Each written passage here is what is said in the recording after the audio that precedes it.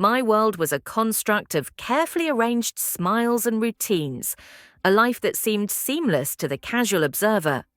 Growing up in a small coastal town, our days were filled with predictability. My father, a quiet man with rough hands, worked tirelessly as a fisherman, while my mother kept our home pristine. Our modest life was illuminated by small joys: a homemade pie cooling on the windowsill, the sound of waves crashing in the distance, and my mother humming old tunes while tending her garden. I thrived in that bubble of tranquility, unaware of the cracks forming beneath the surface. As an only child, I spent most of my time alone, sketching designs of imaginary houses and dreaming of becoming an architect. My passion for structure was my way of imposing order on a world that felt increasingly unpredictable. By the time I was 18, I was ready to leave the confines of my small town and pursue my ambitions. College was my escape, a chance to redefine myself. It was there that I met Elise, the woman who would change the trajectory of my life. Elise was unlike anyone I had ever known, fiery, ambitious, and unapologetically herself. She had a laugh that could fill a room and a fierce intelligence that intimidated most. She wore confidence like a second skin, and her presence drew people in. For reasons I couldn't explain, she chose me. We were both studying architecture, but while my designs leaned toward precision and symmetry, hers were daring and unconventional. She saw beauty in chaos and found inspiration in ruins. Life's most compelling stories are told through imperfection, she once told me, her eyes alight with passion. Our connection was electric, and before long, we were inseparable. We spent long nights in the studio, building dreams out of cardboard models and coffee-stained sketches. Elise pushed me to see the world differently, to question everything I had once taken for granted. By the time we graduated, I was certain I wanted to spend the rest of my life with her. Elise, however, was hesitant. "Marriage is a construct," she said one evening as we walked along the river. "It's not about the paper, it's about the commitment." But I was persistent, and eventually she said yes. We married in a small ceremony, exchanging vows under the open sky. Elise refused to wear a traditional gown, opting instead for a flowing red dress that matched her bold personality. Our early years together were filled with passion and promise. We started our own architecture firm, combining our talents to create designs that were both innovative and timeless. Our work gained attention, and soon we were building a reputation as a power couple in the industry. But as our careers flourished, our personal lives began to fray. Elise and I were consumed by our work. Late nights in the studio replaced the spontaneous road trips we once cherished. The creative spark that had brought us together became a source of tension, with our differing visions clashing more often than not. It was during one of those arguments that Elise first mentioned Lucas. "He gets it," she said, referring to a junior architect we had recently hired. I bristled at the way she spoke about him, the admiration in her voice. Over time, I noticed subtle changes in Elise. She became more secretive, her laughter more guarded. She spent long hours at the office, often claiming she was working on concept development with Lucas. I told myself I was being paranoid, that I had no reason to doubt her. But the nagging feeling in my gut wouldn't go away. The turning point came one summer evening. Elise had left her phone on the kitchen counter while she showered, and a message from Lucas lit up the screen. "Last night was incredible. Can't wait to see you again." The words hit me like a wrecking ball. My hands trembled as I scrolled through their messages, each one more damning than the last. They weren't just colleagues, they were lovers. When Elise emerged from the bathroom, I confronted her.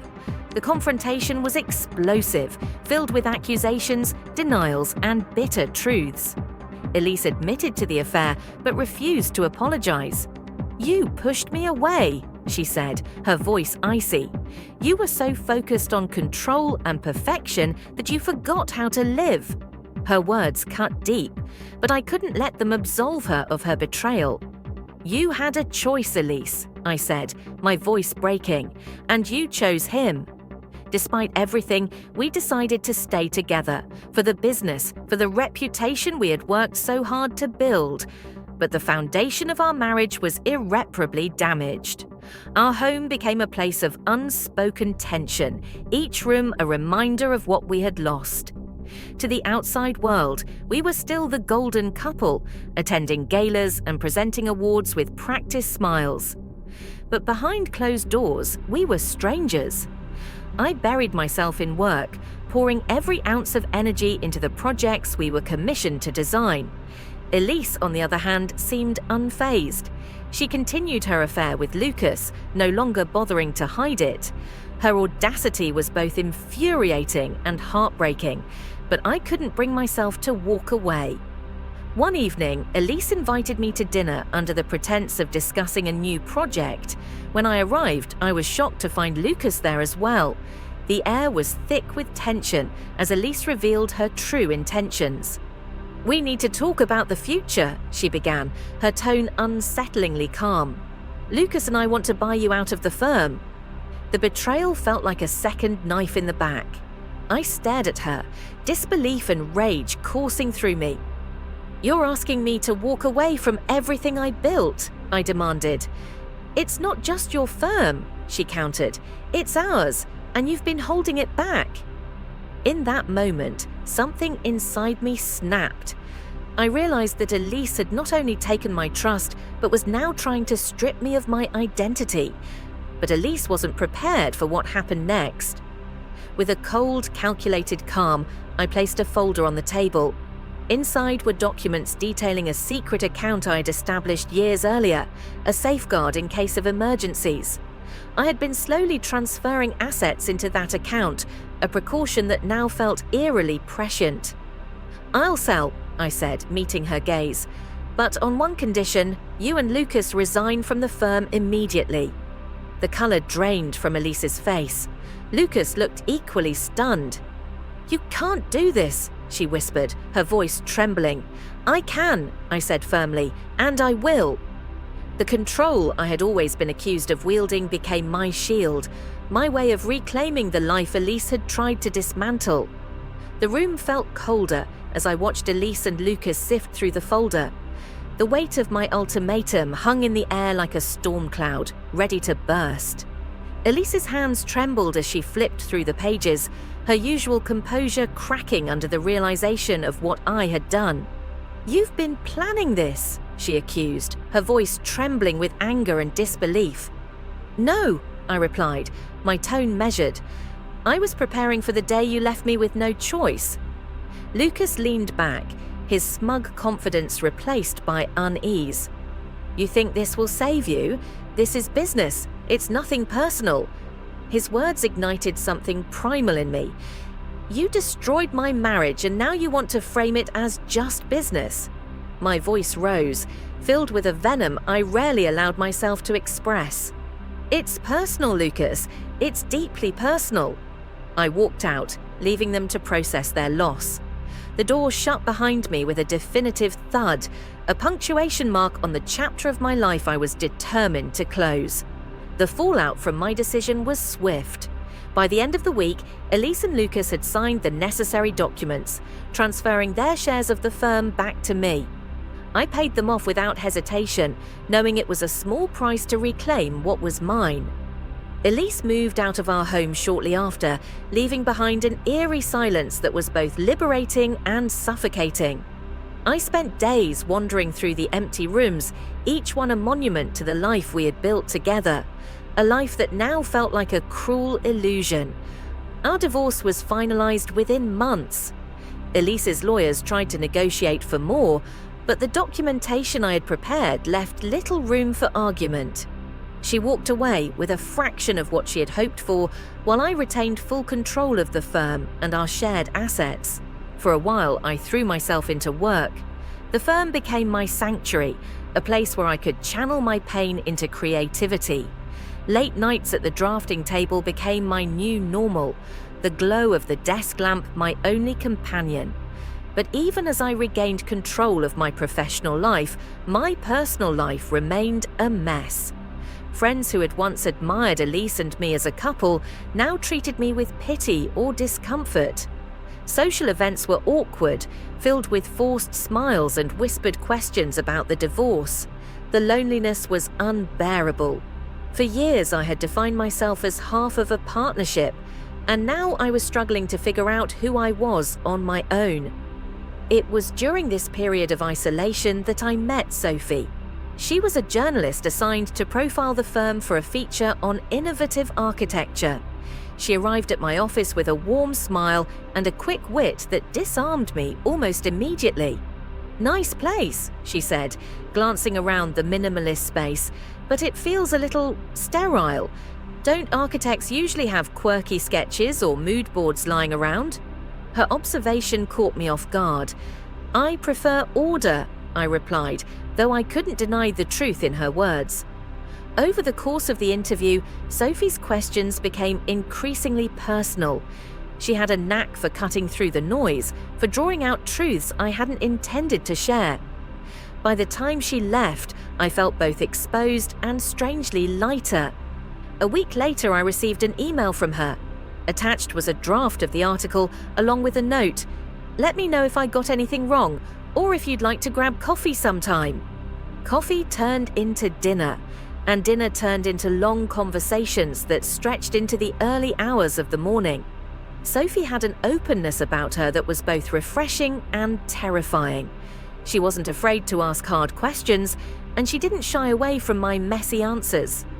For the first time, I found myself sharing details about my marriage and its collapse. Sophie listened without judgment, her presence a soothing balm to wounds I hadn't realized were still raw. "You're not defined by what happened," she told me one night. "You're allowed to move on." Her words stayed with me, planting a seed of hope that maybe, just maybe, I could rebuild. Months passed, and just as I began to find stability, Elise re-entered my life. She showed up at the office unannounced, her once confident demeanor replaced by desperation. "I made a mistake," she said, her voice trembling. "Lucas, he wasn't who I thought he was." I leaned back in my chair, studying her. She looked tired, older somehow, as if the weight of her choices had finally caught up to her. "What do you want, Elise?" "I want to fix things," she said, tears welling up in her eyes. "I miss you. I miss us." Her words stirred a mix of emotions, anger, sadness, and to my surprise, a faint flicker of pity. "There is no us, Elise," I said firmly. "You destroyed that the moment you chose him." She left in tears, and I was left with a lingering sense of closure. For the first time, I felt like I could truly move on. Just when I thought life was beginning to settle, a new revelation threatened to upend everything. One evening, as Sophie and I shared dinner, I received a call from an unknown number. The voice on the other end was shaky. "This is Lucas," he said, his tone filled with urgency. "We need to talk." I considered hanging up but decided against it. "What do you want?" I asked, my patience wearing thin. "It's about Elise," he said. "There's something you need to know." Reluctantly, I agreed to meet him. When we sat down, Lucas looked like a shadow of the man I had once loathed, nervous, disheveled, and uncharacteristically vulnerable. Elise wasn't just cheating with me, he confessed. There were others. And she might have been embezzling from the firm.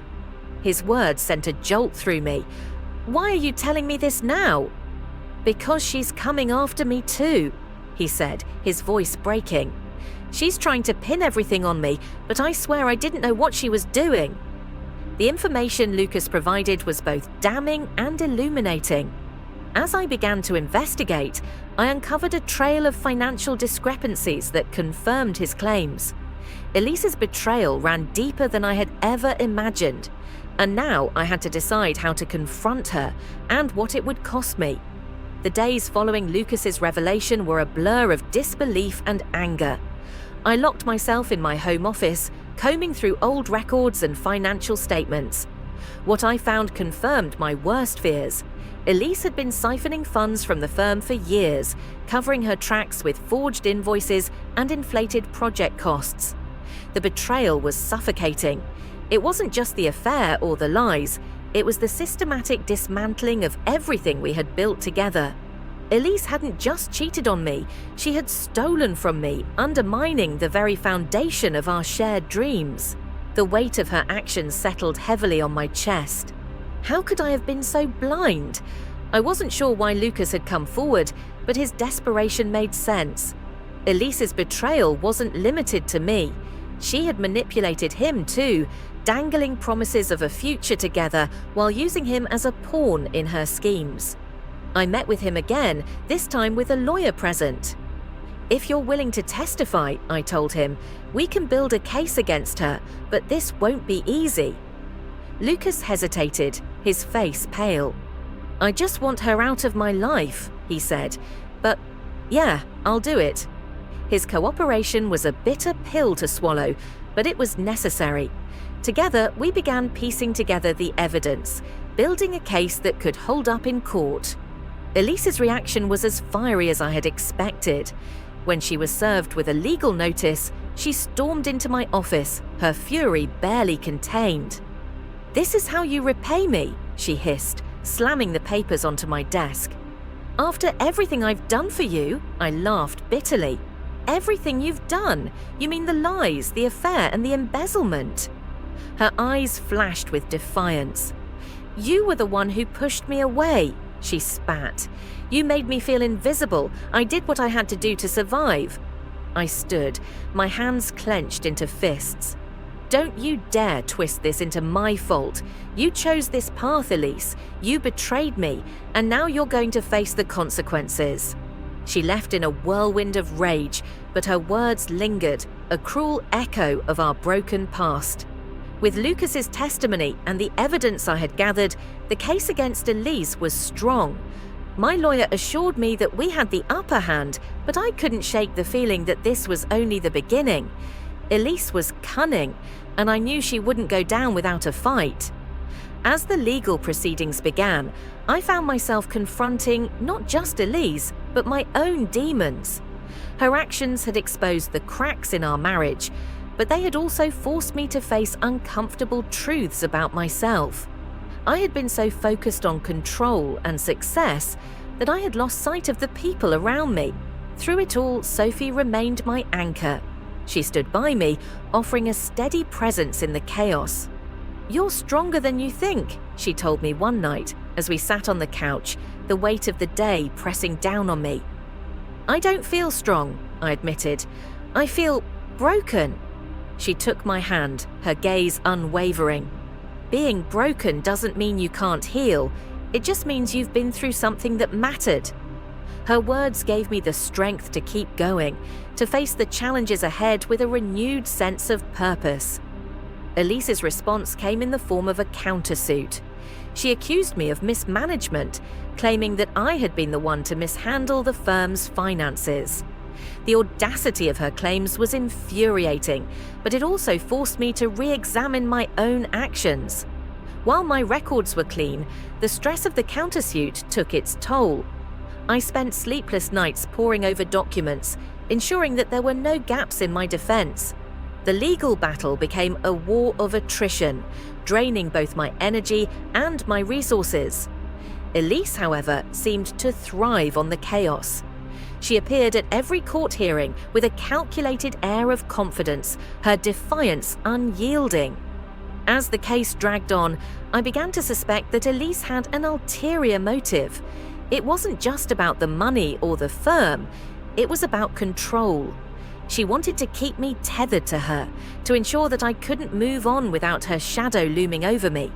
This realization filled me with a renewed determination.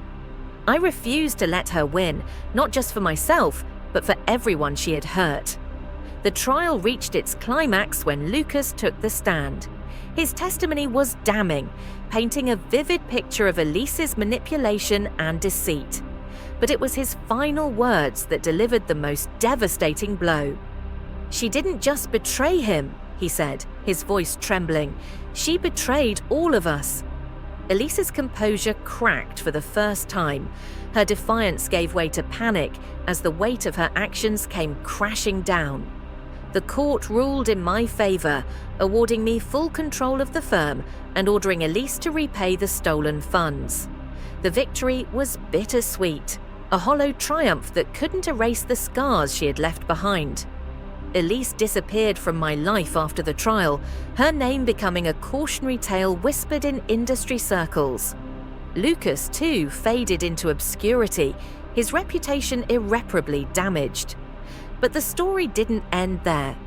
Months after the trial, I received a package in the mail. Inside was a USB drive accompanied by a handwritten note. "There's more to the story than you know. Use this wisely."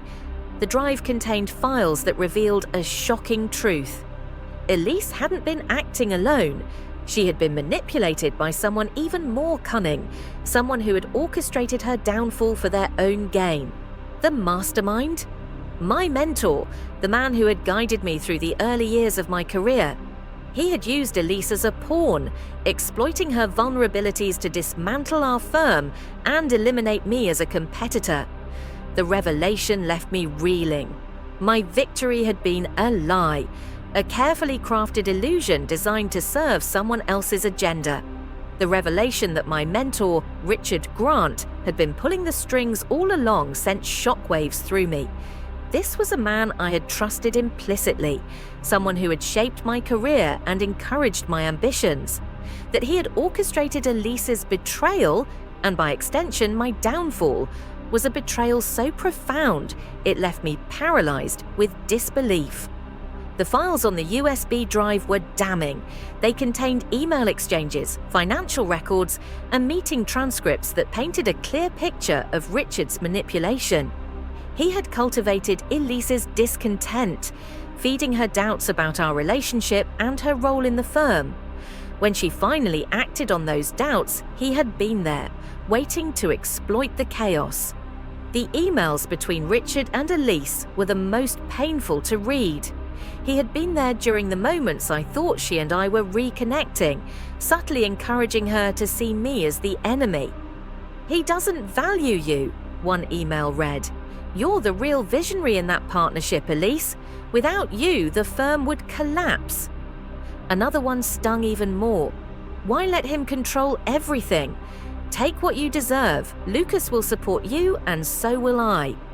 It was clear that Elise had been Richard's pawn from the beginning. Her embezzlement hadn't been about greed. It had been about proving herself to the one person who had filled her head with the idea that she was indispensable. I showed the files to Sophie that evening, needing her level-headedness to anchor me. She read through them in silence, her expression growing darker with every page. "This is bigger than you. You know that, right?" she said finally, looking up at me.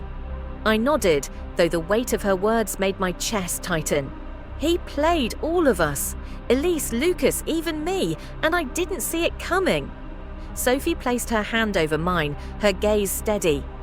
"You need to fight back, not just for yourself, but for everyone he's hurt."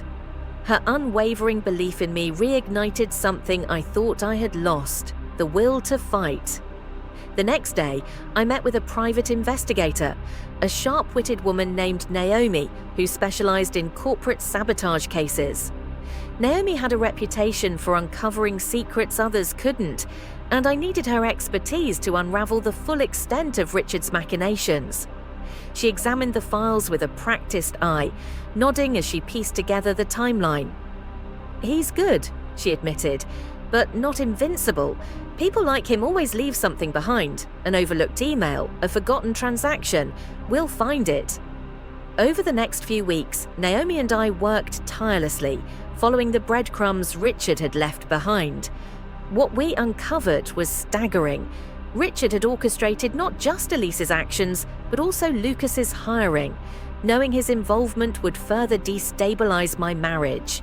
He had secretly funneled funds from our firm into his own, masking the transactions as subcontracting fees. He had used his influence to ensure that projects we pitched together were awarded to his company, undermining our reputation while boosting his. As Naomi dug deeper, I realized I needed to confront Elise once more. This time, I wasn't looking for an apology. I needed answers. I found her in a small apartment on the outskirts of the city, a far cry from the luxury condo she had once insisted on. She opened the door reluctantly, her expression wary. "What do you want?" she asked, her voice devoid of its usual defiance. "Richard Grant," I said simply, watching her face pale. Her reaction confirmed my suspicions. "What about him?" "He used you, Elise," I said, stepping inside. "He manipulated you into destroying everything we built so he could take it for himself.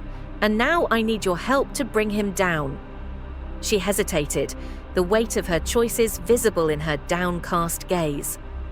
"Why should I help you after everything that's happened?" "Because he betrayed you too," I replied. "He made you believe you were indispensable, but the moment you were no longer useful, he discarded you.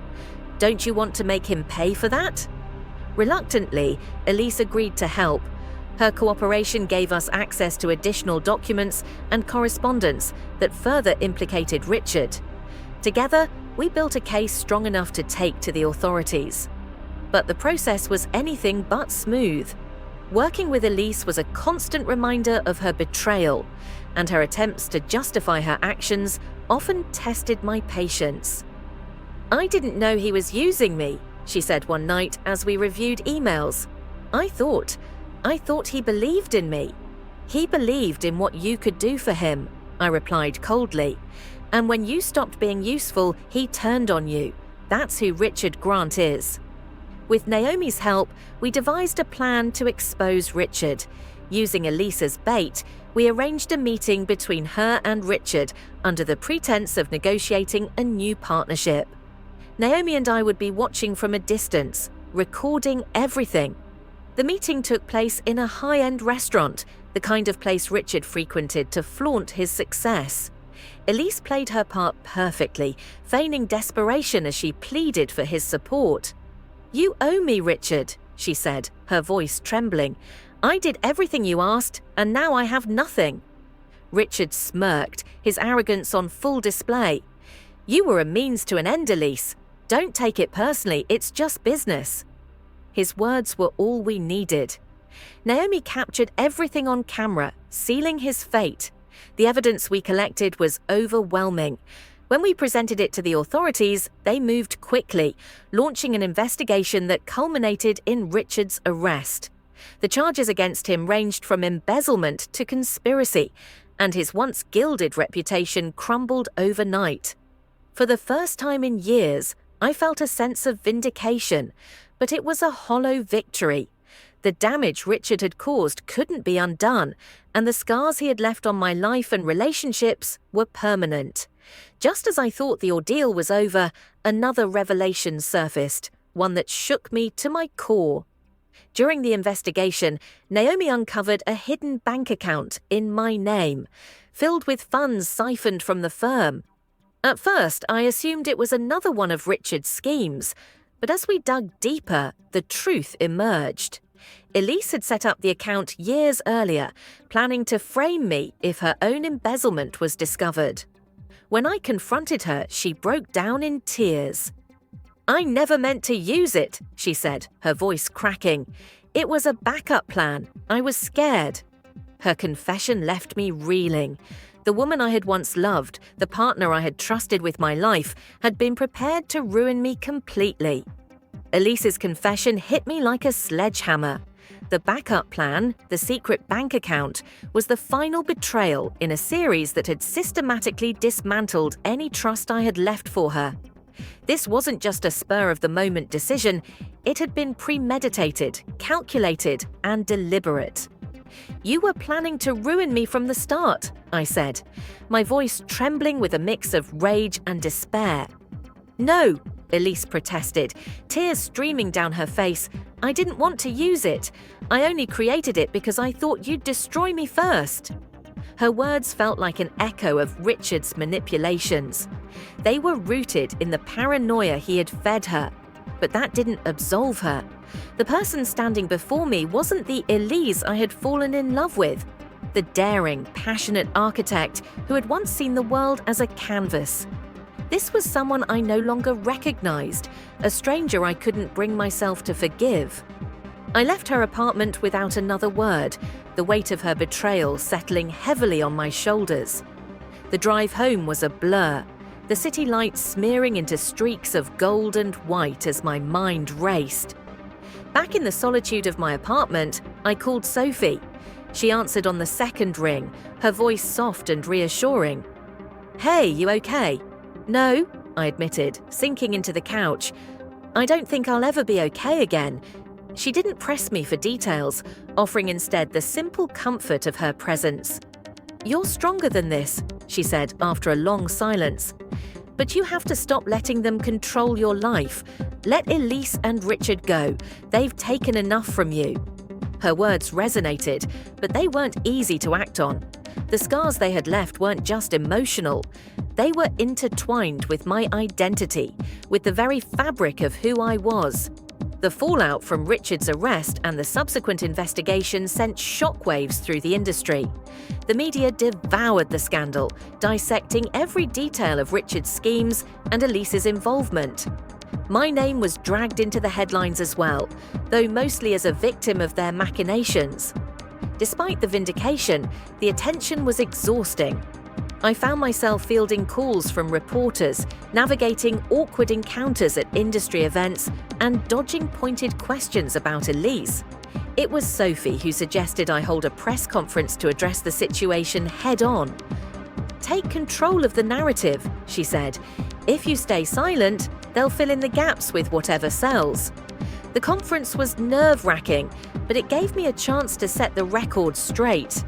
I spoke about the challenges of navigating betrayal, the importance of accountability, and my commitment to rebuilding the firm's integrity.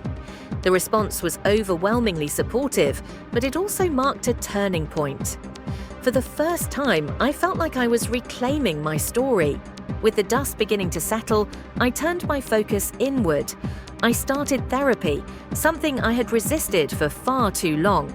My therapist, Dr. Patel, was a no-nonsense woman who had a knack for cutting through my defenses. "Why do you think you're so drawn to control?" she asked during one session.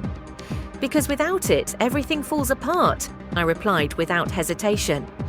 "Or maybe," she countered, "you've convinced yourself of that because it's easier than admitting you can't control other people." Her words stayed with me long after the session ended. Control had always been my shield, my way of keeping chaos at bay. But it had also blinded me to the warning signs in my relationships, leaving me vulnerable to the very betrayals I feared most. As therapy helped me untangle my past, I began to find clarity in other areas of my life.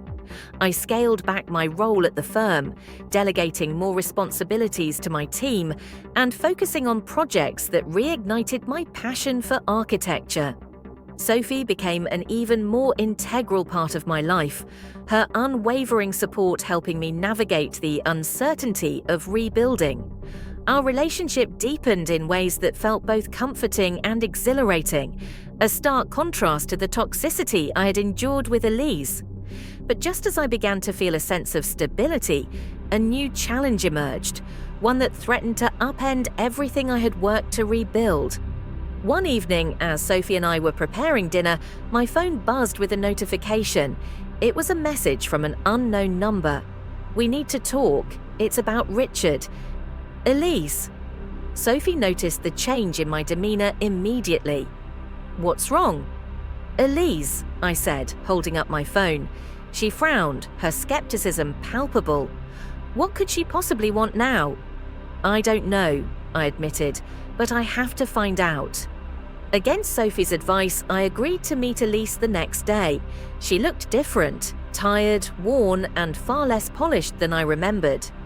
"Richard's still pulling strings," she said without preamble. "He has connections, powerful ones. He's not done with you or me." Her words sent a chill down my spine. Richard was in custody, but if what Elise said was true, his reach extended far beyond the confines of a prison cell. Elise handed me a folder, her hands trembling.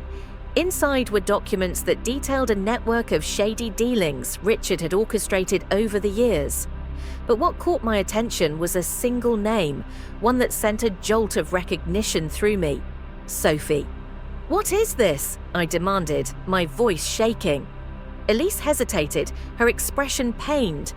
"I don't know everything, but Sophie's name came up in Richard's files. I think she's connected to him somehow." The ground beneath me felt like it was crumbling. Sophie, the one person I had come to trust implicitly, was now tied to the man who had destroyed my life. That evening, I confronted Sophie, my heart pounding in my chest. "Why is your name in Richard's files?" I asked, holding up the folder. Her eyes widened in shock, but there was no denial. "I was investigating him," she said quickly. "I've been following his dealings for years, even before I met you.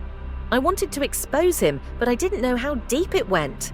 Her explanation made sense, but the timing felt too convenient. Doubt began to creep in, threatening to unravel the trust we had built. "Why didn't you tell me?" I asked, my voice breaking. "I didn't want to involve you," she said softly. "I thought I could handle it on my own." Her words hung in the air, leaving me torn between belief and suspicion. Sophie's revelation felt like a punch to the gut. The woman I had come to trust with my heart, the one who had been my anchor through the storm, was now tied to the very man who had almost destroyed my life. I stood there, holding the folder Elise had given me, the weight of the situation crashing over me. Sophie had known. She had been investigating Richard long before I'd ever crossed paths with her, and now, with this new information, everything felt tainted. The person who had supported me through the darkest days of my divorce was now, whether by choice or circumstance, linked to the mastermind behind it all. I watched Sophie as she fidgeted, clearly uncomfortable with the intensity of my gaze. "I didn't want this to come out like this," she said, her voice trembling slightly. "I wanted to keep you out of it. You had already been through enough." "But why didn't you tell me?" I asked, my voice rough with emotion. "Why keep this from me when I was already drowning in lies and betrayals?" She took a step toward me, her eyes filled with regret. "I thought if I kept you out of it, I could protect you. I was working undercover, going after Richard's empire, gathering information, hoping to take him down from the inside. I never thought it would go this far." I couldn't fathom the depth of her involvement. She wasn't just a journalist, a supportive friend, or even a partner. She had been a double agent, operating in the shadows, while I thought she was simply my ally. "You should have trusted me," I said, the words coming out colder than I intended. "You should have told me what you were doing. This feels like betrayal, Sophie." Her face fell, and for the first time, I saw a vulnerability I hadn't known was there. "I never meant for it to get this messy," she said quietly. "I thought I was doing the right thing. I thought I could fix it all. I was so focused on Richard that I didn't realize how much I was pushing you away." The silence between us grew heavy, and I felt the weight of her admission settle in. The woman I thought I knew was a stranger, hiding secrets that had ultimately intertwined our fates in ways I couldn't have predicted. The room felt suffocating, filled with unspoken words and fragile truths. I stood there, trying to process everything Sophie had just revealed. Could I trust her again? Was I willing to forgive the lies that had so fundamentally altered my perception of her? My mind raced. Richard's empire was crumbling, Elise was gone, and now Sophie was somehow involved in this complex web of betrayal. Was she complicit in his actions, or was she simply a casualty of his manipulation? "You need to leave," I said finally, my voice raw with exhaustion. "I need time to think. I can't do this right now." Sophie nodded slowly, tears welling in her eyes. "I understand. I'm sorry. I'll give you space."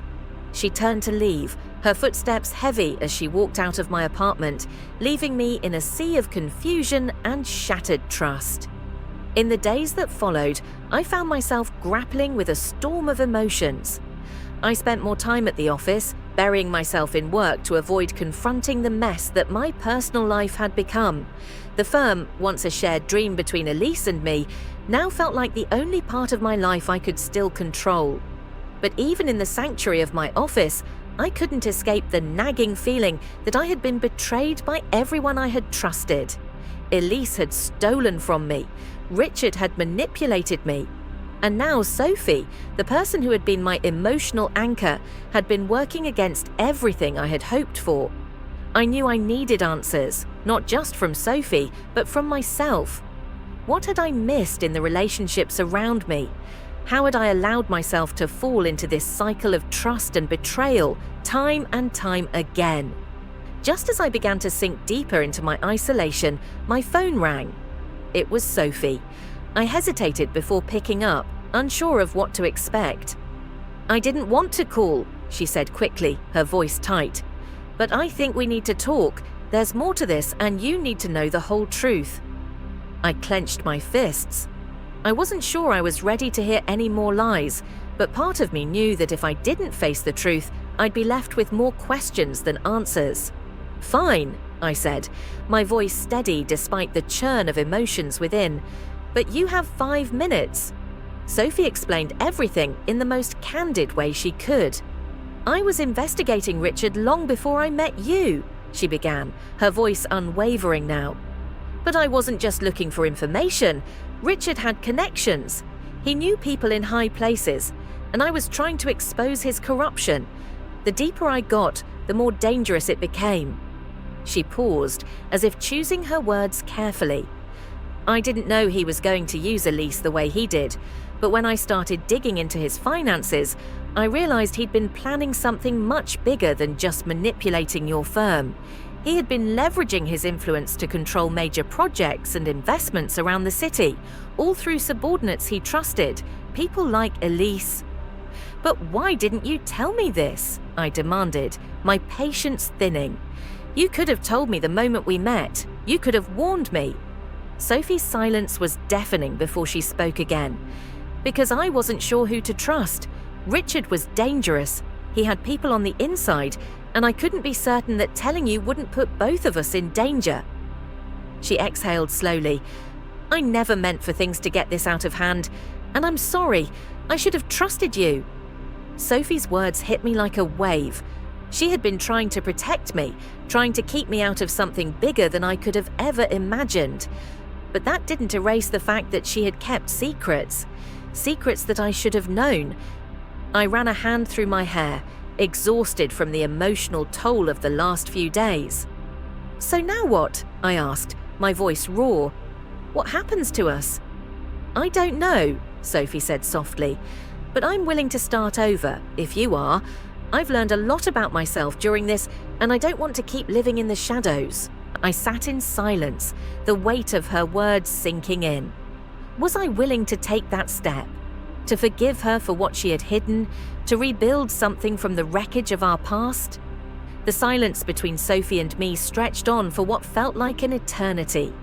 The weight of everything we had been through, her secrecy, Elise's betrayal, Richard's manipulation, hung heavily in the air, choking the possibility of any easy answers.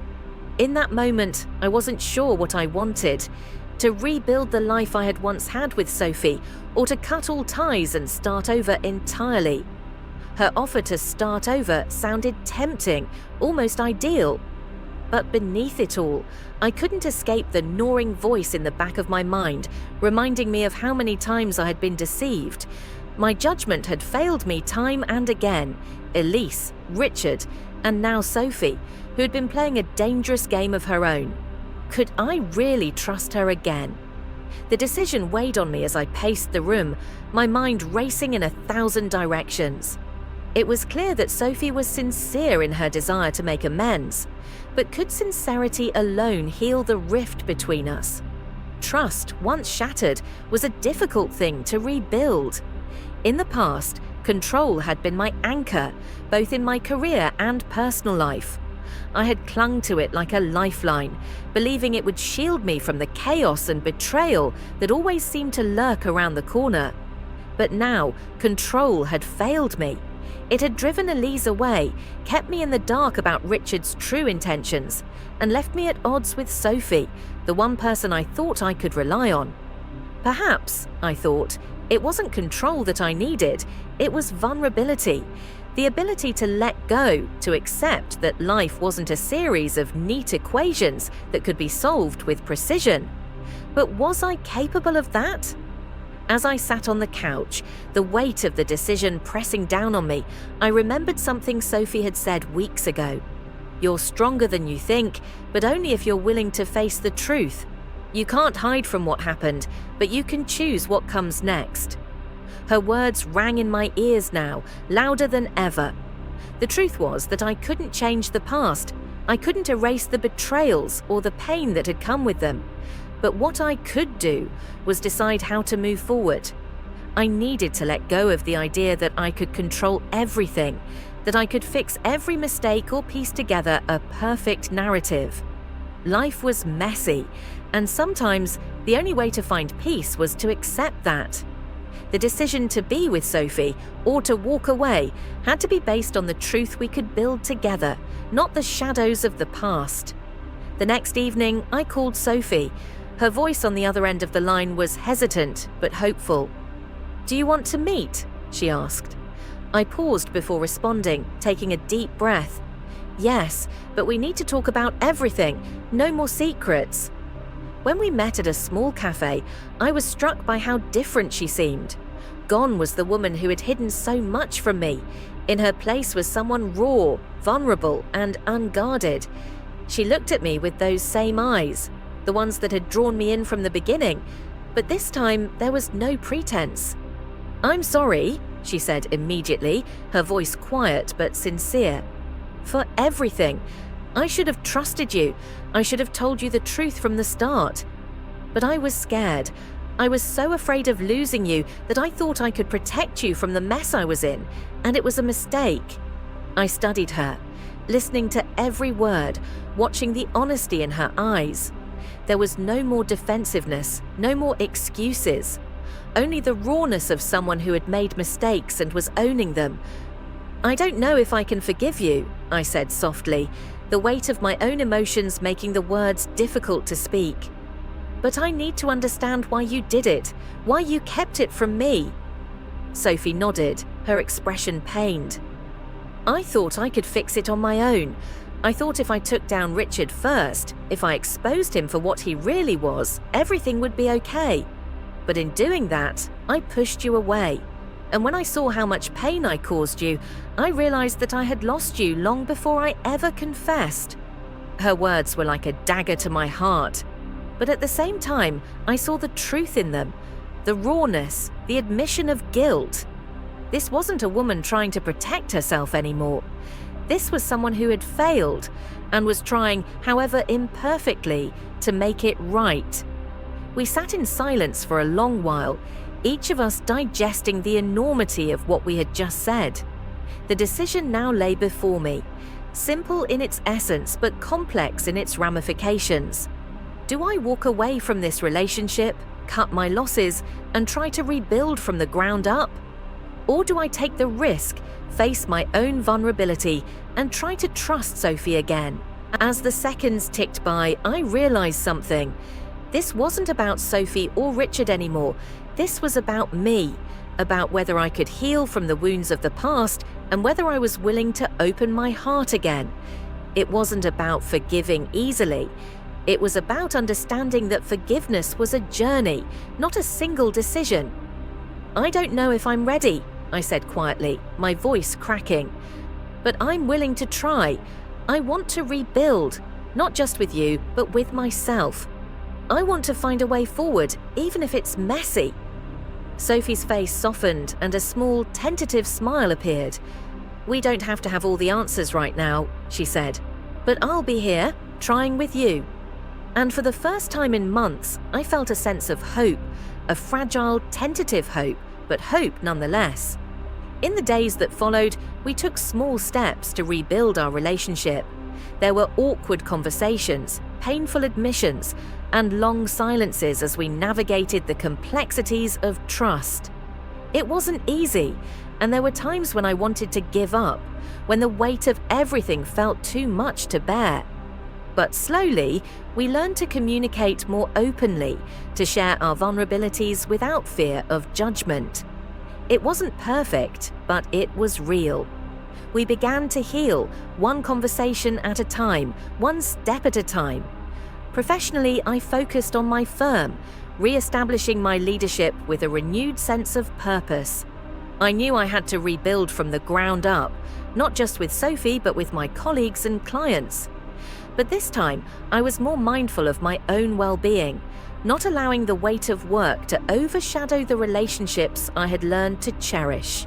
And as for Sophie, I wasn't sure what the future held. But I knew this much: I was no longer the man who clung to control and perfection. I was someone who had faced the darkest parts of my life and was willing to move forward, no matter how difficult it was. Together, we were learning how to trust again, piece by piece. The months following our decision to rebuild together were filled with small victories and painful setbacks. Sophie and I grew closer, learning to communicate and navigate the complexities of our fractured relationship.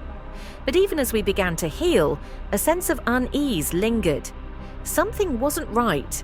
The skeletons from our past were still rattling around, waiting for the right moment to emerge again. It wasn't just Elise or Richard. The shadow of my own insecurities, the need for control, the fear of vulnerability, was still very much alive. I had never fully confronted how much my obsession with perfection had contributed to the destruction of my relationships.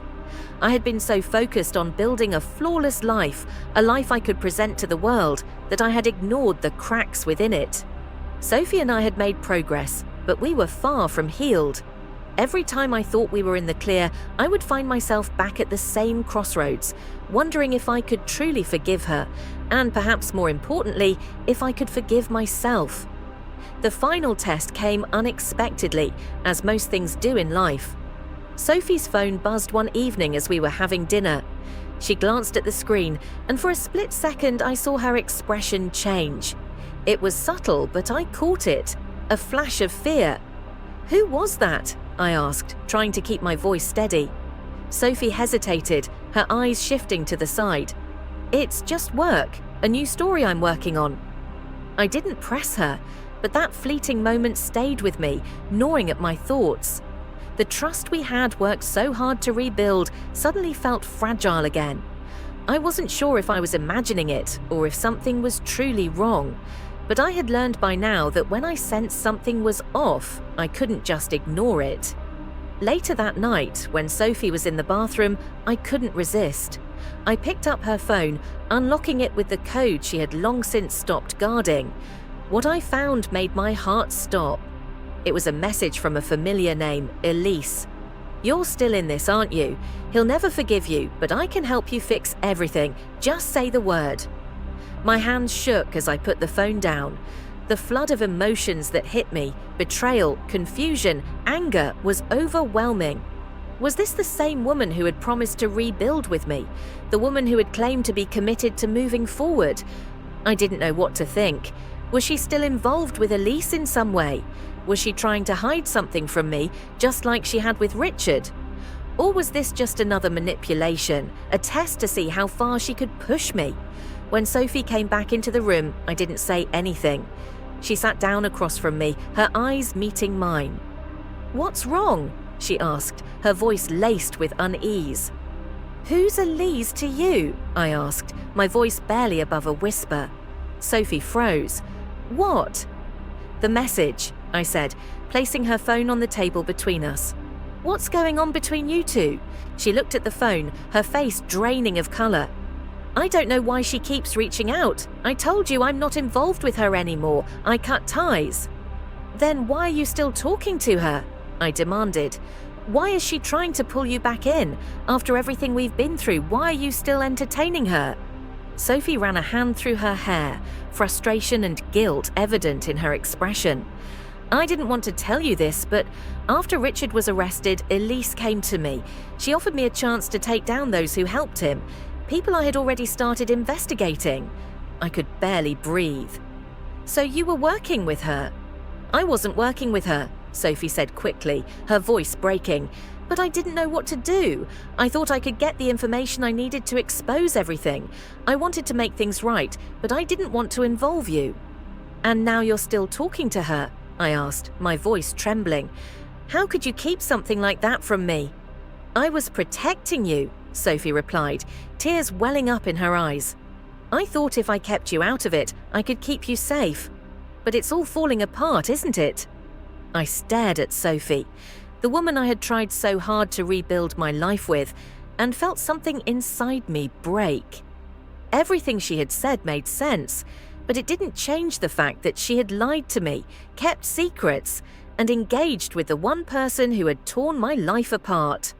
I had trusted her with everything, and yet, in the end, she had once again put me in a position where I had to choose between forgiving her or walking away.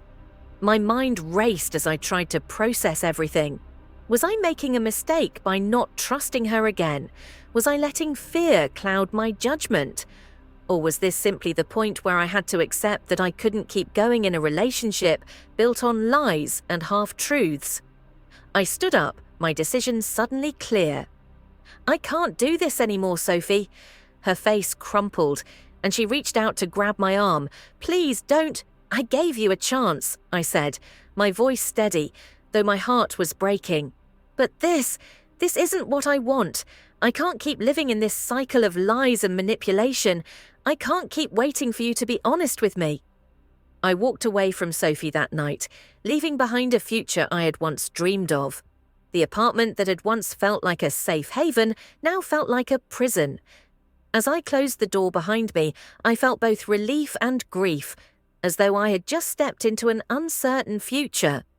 The weeks that followed were a blur of pain and self-discovery. I focused on rebuilding the firm, taking on projects that reignited my passion for architecture and my desire to create. But even as I threw myself into my work, the scars of my past relationships remained.